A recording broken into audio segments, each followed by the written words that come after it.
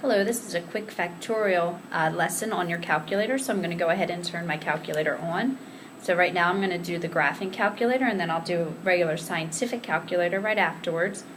If I wanted to type in 12 factorial divided by 3 factorial and times 4 factorial, I'm going to go ahead and type in 12, that's my numerator, and you will find the factorial symbol in this math function.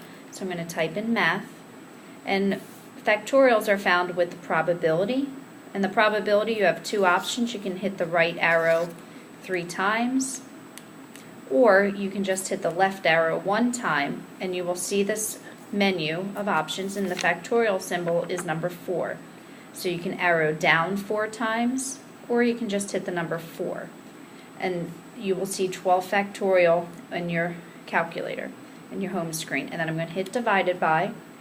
Now with some of the older calculators you will need parentheses.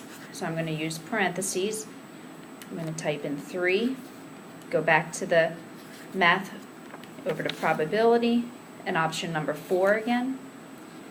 And then 4 factorial, so times 4, same thing, probability, factorial, which is number 4.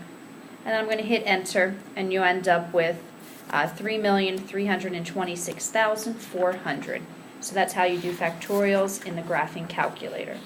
Now we're going to go ahead and switch it, and I'm going to do the factorials in a regular scientific calculator.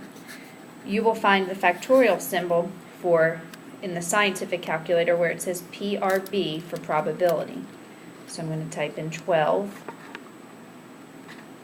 And then here you have your factorial symbol over here. It's the third one. So you hit the right arrow 3 times and hit enter. Divided by 3 factorial. Enter. Times. And then the probability again. Oops. Over to the right. Hit enter. Close my parentheses and hit enter, and you end up with again 3,326,400.